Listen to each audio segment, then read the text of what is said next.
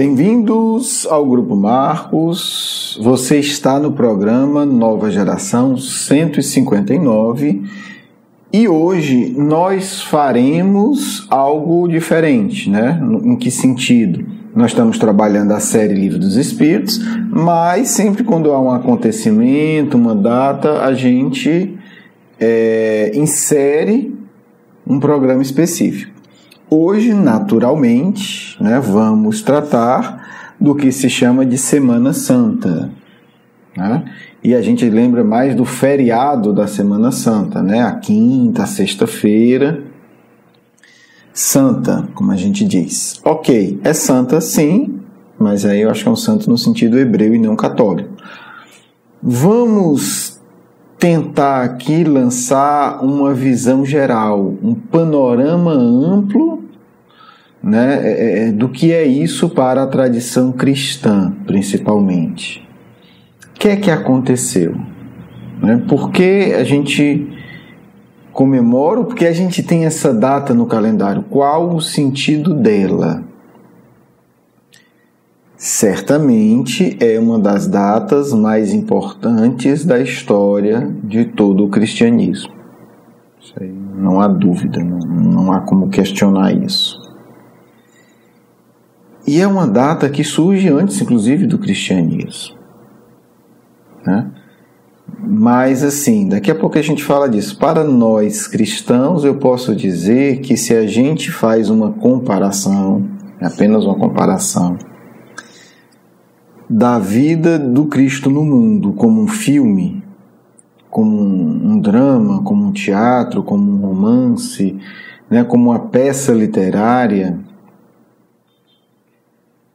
o que a gente chama de Semana Santa é ao mesmo tempo o clímax, o ápice e o desfecho. É assustador o quanto nesses pouquíssimos dias, estamos falando em torno de 3 dias, né? Não há uma afirmação aqui exata, fechada, mas estamos falando em torno de 3 dias, é absolutamente assustador a quantidade e a intensidade dos acontecimentos. Nós precisaríamos dedicar este feriado a essas reflexões e quem sabe em 10 ou 15 anos a gente conseguiria ter esse panorama geral em nossos corações. Não adianta ter, né, nos livros, na boca, se não está no coração. Então é importante entender a magnitude do que nós estamos falando.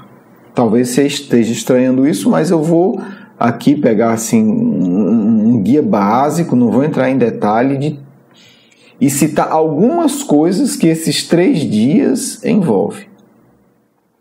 Quando a gente fala da última ceia, a gente está falando da Semana Santa, ou da Páscoa, como queira chamar. Quando a gente fala só da última ceia, a gente já tem aí um universo. A gente tem que temas aí? E isso é assustador do ponto de vista literário. O quanto em poucas palavras consegue os evangelistas, narrando a vida do Cristo, então no final das contas, em como Cristo consegue, em coisas tão simples, colocar tantas coisas essenciais para a vida, tantos significados. Quer dizer, o que é a última ceia pascual? É um jantar simbólico, é um jantar ritualístico, porque estamos entre os judeus, então se está relembrando a libertação conduzida por Moisés, né, do Egito. Então, Páscoa, quando Cristo está lá com os discípulos, eles estão lembrando a passagem, a saída do Egito e a passagem pelo deserto para chegar à Terra Prometida, né? E simbolicamente é uma libertação mais profunda. Não vou entrar nisso, senão não dá, mas é só para entender. Então, nós estamos falando de um jantar que trata disso, de uma refeição. Ok. Nessa refeição surgem mais temas de que em qualquer, com todo carinho e respeito, que eu admiro muito, tragédia de Shakespeare ou tragédia grega. É assustador. Porque o que é que você está lidando aí? Você vai aparecer um tema humano central, a traição. Você vai aparecer um outro tema, já aparece, decorrente daí. Outro tema central, a negação, a fraqueza. Você tem uma enormidade de símbolos simples e belíssimos. Você tem o que se chama de lava-pés, que é outra coisa que merece um livro. Né? Como é que Jesus choca e inicia os discípulos na humildade? Também não vamos tratar disso aqui em profundidade, que não dá. Você vai dizer, mas então não vai tratar de nada. Vou tratar de um ponto. O ponto é, vamos entender o que é Páscoa. Se o programa encerrar, e quando você ouvir Páscoa, Semana Santa, Sexta-feira Santa, e você tiver o sentimento do quanto isso envolve,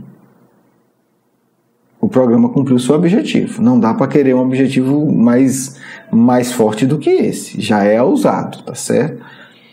É na ceia pascual, é nesse jantar de Páscoa, que o Cristo diz frases terríveis e poderosas e belas. É quando o Cristo diz: bebei dele todos vós, pois esse é o meu sangue. Já dá muita coisa. O que é que o Cristo está falando? E aí ele explica o sangue da aliança. Quando ele fala aliança, ele está dizendo assim, lembra, para os encarnados, ele está dizendo assim, lembra dos nossos 3.000 anos de história? É isso que ele está dizendo, está tocando nisso. Quando ele fala aliança para os desencarnados, ele está dizendo, lembra quando eu acolhi vocês aqui e nós nos comprometemos mutuamente num contrato, num acordo de cavalheiros, num pacto divino? É isso que ele está dizendo. E aí ele diz, né? Vou reler, olha aí, bebei todos vós, pois esse é o meu sangue. O sangue da aliança. Nosso pacto de sangue, lembra? Está aqui. Esse vinho está simbolizando isso. E ele vai, vírgula, vai continuar. Que é derramado por causas de muitos, para o perdão dos pecados. Você imagina você ouvindo isso da boca do Cristo. Está sentado numa mesinha de madeira, as almofadinhas, comida rolando, né? Batendo papo e tal, é isso, é aquele bababá. E aí é introduzido o tema da traição. Quem foi? Ele fala, e aí quem foi, quem não foi, bababá. Não vou entrar nisso. E aí depois, vou ler aqui de novo, ó. Enquanto, Mateus, né? Enquanto eles comiam, depois de tomar o pão e o abençoar, Jesus o partiu e deu aos seus discípulos. Imagina o que é ver isso, gente. Tomai, comei, este é o meu corpo. Depois, Jesus pega o cálice nas suas mãos, dá graças, né? Abençoa, relaciona-se com Deus, dá a eles e diz: bebei dele todos, pois esse é o meu sangue, o sangue da aliança. Como diz, lembra? Eu não esqueci. Que é derramado por causa de muitos, para o perdão dos pecados. Gente, nós só estamos no início da Semana Santa. Já dá uma série. Se a gente for resgatar a aliança, o sangue, o perdão dos pecados, o pão, já dá uma série. Uma série de nova geração, já dá uma série de programas. Então vamos lá. E aí aconteceu mais um mundo de coisas que eu só vou citar porque o objetivo aqui não é explorar essas reflexões. É tocar o seu coração para entender o que a gente, né, o que é Semana Santa, para a gente começar a entender. Depois, Jesus lembrou outra profecia. Jesus era um sujeito atualizado que adorava o passado. Né? Então, toda hora Jesus está dizendo assim, lembra daquela profecia e tal. E aí depois, Jesus vai citar outra profecia, né? Que diz assim, profecia, estamos falando de coisas escritas há centenas de anos atrás, de quando Cristo cita: ferirei o pastor e as ovelhas do rebanho serão dispersadas. Não precisa dizer o que ele está falando, né? Aí o Pedro diz: não, eu nunca vou me dispersar, eu vou ficar aqui, não quero nem saber. É quando diz: Pedro, tu me negarás. Então temos aí uma outra, né? Isso aqui, gente, se a gente fosse entender isso com uma série, esse episódio aqui ia ser aquele que acaba e você não conseguiu respirar, porque é acontecimento e acontecimento e acontecimento, e temas novos e coisas novas, e puxando coisas de milênios atrás, e tudo acontecendo. Então temos a negação de Pedro, um capítulo à parte. Depois temos um episódio enigmático, extraordinário, que a gente ainda vai ter que, né, como se diz aí, né, comer muita rapadura, comer muito feijão, passar muito tempo para entender completamente. Ou pelo menos nas linhas gerais. Jesus no Getsemane é a oração. É quando os apóstolos dormem. É quando Jesus diz para Deus: se possível, afasta de mim esse cálice. Só que aquela história é um diálogo que foi ouvido só a voz de um. Ninguém ouviu Deus, só Jesus. Ninguém sabe o que Deus falou antes, ninguém sabe o que Deus falou depois. E aí vamos ter cuidado com as interpretações. Nós estamos interpretando um diálogo que ninguém sabe. A palavra do personagem principal, a palavra de Jesus, a gente sabe e não sabe qual foi a resposta de Deus. Quem disse que Deus não atendeu o pedido de Jesus? Quem diz? Não atendeu não, que ele foi crucificado. E você sabe o que ele pediu? Não, ele pediu para afastar o cálice da provação. Ok, que provação pediu Jesus? Pediu Deus. Que provação Cristo pediu a Deus para que não acontecesse? Você sabe? Os evangelistas não sabem. Se sabem, não disseram. Então, oficialmente, ninguém sabe. Olha como é delicada a coisa. Eu tenho a minha hipótese pessoal de espírito inferior. É a minha hipótese. Então, todo espírito inferior pode ter a sua hipótese, não tem problema nenhum. Mas tem que entender duas coisas, que é espírito inferior e que é hipótese. Se não entender isso, vai falar besteira. Vai querer botar palavras, né, simbolicamente, na boca de Deus. Não, eu estava conversando sobre isso. Sério? Você gravou? Você ouviu direito? Então vamos com calma. A minha hipótese de espírito atrasado é outra. Porque o plano das trevas não era só assassinar Jesus. Aconteceu algo do ponto de vista histórico incompreendido. Incompreendido. A multidão estava enfurecida. Se a gente lê o Evangelho, se a gente ainda leu há 2000 anos, a multidão estava ameaçando invadir o palácio de Herodes e quebrar tudo, se Jesus não fosse condenado. Nós estamos tratando aqui de um fenômeno de possessão coletiva, que houveram outros na história, tem relatos.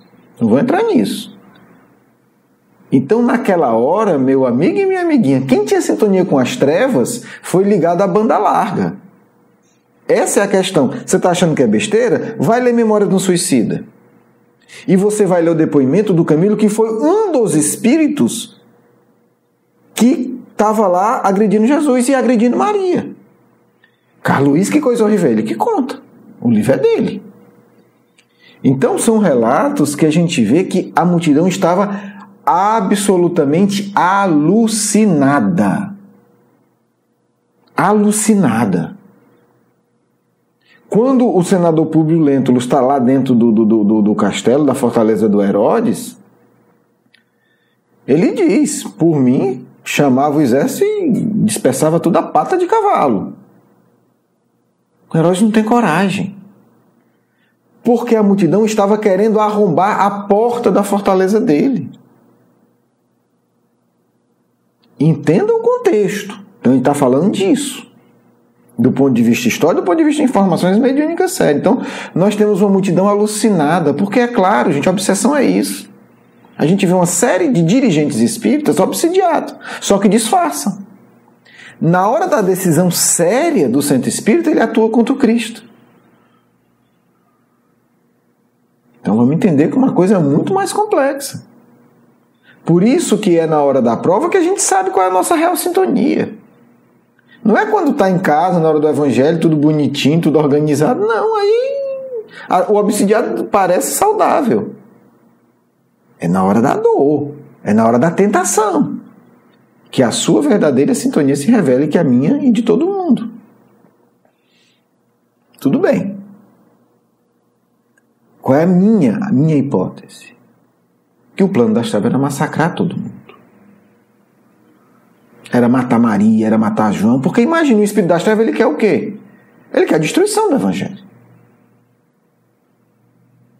O clima estava tão pesado que todo mundo correu. Então, todo mundo correu. O único que ficou de tudinho foi João, dos apóstolos, Maria e Madalena. E mais uma outra mulher, acho que Susana. Não é um personagem, né, tão conhecido. Deixa de ser grandioso, óbvio. Então o clima não estava tranquilo. Não era o julgamento de Jesus, entrou no tribunal, depois saiu acorrentado num sistema de ordem. Não. A multidão estava alucinada. Você imagina uma briga de torcida organizada e multiplica por 100. Estamos falando disso. O próprio Camilo diz: a vontade dele era agredir o Cristo, era jogar pedra. Não jogou porque os soldados tinham medo, ele tinha medo da represália dos soldados. Porque os soldados estavam cumprindo uma ordem que era a crucificação. Mas o soldado romano não tinha a obrigação de proteger os seguidores de Jesus. Como é hoje, a polícia tem a obrigação de proteger o condenado. O sujeito cometeu um crime horrível, está lá a multidão querendo lixar ele. Não, ele foi condenado a perpétuo. Então a polícia também tem o dever de não deixar, né, a população massacrar o sujeito, por mais miserável que o sujeito seja. A gente vê isso todo dia. Agora a polícia não tem ali a obrigação de proteger todo mundo que está ali. Até porque não dá conta. Então a minha hipótese de espírito inferior é essa. O plano era outro. Era o massacre de Maria, era o massacre de Madalena, era o massacre de todo mundo que tivesse alguma ligação com Cristo, e até de gente que não conhecia. Porque quem quer a desgraça de todo mundo. Você está dizendo que foi isso? Mas nem de longe. Hipótese de espírito inferior. Cada um cria a sua. Então vamos com calma. Eu só falei isso porque assim, vamos com calma quando a gente achar que a gente dá para entender o que é que Jesus conversa com Deus. É só isso. Vamos pegar leve. Gente, não estamos nem na metade. Vou acelerar agora que o tempo já está estourado. E aí então nós temos tudo isso, temos esse diálogo que aí, como a gente já viu aí, daria muitas reflexões. Tem outros aspectos, tem os discípulos que dormem, que é simbólico, é muito bonito. No Boa Nova, Jesus depois aparece para João para explicar porque é que ele dormiu aqui, porque o João ficou com peso na consciência. Mas também não vou entrar nisso, como vocês estão vendo. Eu só estou querendo hoje, eu estou dizendo assim, mostrar a grandeza de Semana Santa. A gente sabe o que a gente está falando. Nós cristãos, a prisão do Cristo, toda a relação do Cristo com Herodes, com o poder, que é de uma postura extraordinária. Não vai dar para comentar, né? Vamos só, né? Mas quem quiser ler, reflete. A postura do Cristo em Herodes é assim, é de uma beleza que o próprio Herodes fica de queixo caído. Tem hora que Herodes olha para Jesus e diz assim: mas você não sabe que eu posso lhe matar? Jesus estava tão por cima, no sentido de estar bem resolvido, que o cara olha e diz assim: mas você não está entendendo o que está acontecendo? Eu posso te matar. Que dignidade é essa na minha frente? Que tranquilidade é essa? E Jesus simplesmente diz: não, você não pode. É simples assim. O negócio é com Deus, meu filho. Eu já conversei com ele, não se preocupe não. É o que Jesus diz. Você é autoridade em cima de mim? Se fosse em linguagem cearense, né, gente? Em linguagem cearense, bem, eu sou cearense, eu posso. Em linguagem cearense, Jesus olhar para ele e dizer assim: tu é doido, é macho? Tu me matar? Tu bebeu, foi? Jesus diz: não, meu filho, meu negócio é com Deus. Eu já acabei de conversar com ele, não se preocupe não. Não se preocupe não, já está tudo combinado. Já sei o que vai acontecer, já sei o que não vai acontecer. Já foi tudo resolvido, viu? Você faça aí seu negócio aí que o negócio está resolvido. Mas isso mereceria muito mais comentário. Então eu vou ter que acelerar, vocês me perdoem. Depois tem um diálogo de Jesus com os religiosos, com o tribunal religioso. Né? Ali era o tribunal político, depois Jesus foi para o tribunal religioso, que era o Sinédrio, que é o que na verdade ia decidir. Nesse aspecto aqui era o tribunal máximo. É outra coisa também que é preciso, enfim, a gente avaliar bastante como é que Jesus tratou os religiosos, né? Porque a gente vê a relação de Jesus com os poderosos, o poder político, né? Militar, e aí como é que Jesus tratou os poderosos, os religiosos? Então, assim, Jesus, falando em termos de hoje, fala com o prefeito, fala com o governador, fala com os religiosos, fica aquela situação ali que ninguém quer resolver, ninguém quer se comprometer, ninguém quer, enfim, a gente conhece isso. Depois tem todo o processo de martírio, tem os açoites, né? É assustador, mas enquanto humanidade a gente devia pensar nisso. Jesus foi açoitado como uma forma de ajudá-lo. Olha que louco. Aí merece muita reflexão, mas está lá no há 2000 anos. Estranho, não é isso? Uma coisa que eu ainda não digeri bem, mas o que aconteceu foi isso. O açoite do Cristo foi uma forma de tentar ajudá-lo. Mas isso serve para mim para pensar, realmente, como é que a gente ajuda as pessoas, né? Já daria um tema bem legal. Porque foi isso que aconteceu, é isso que Emmanuel narra também, dando detalhes. Depois tem a crucificação. Depois tem Jesus mais uma vez cantando os salmos, né? Senhor, Senhor, por que me abandonaste? É uma canção, gente, não é uma lamentação. Essa frase já estava escrita há séculos e séculos lá nos salmos, né? Não é Jesus conversando com Deus, não.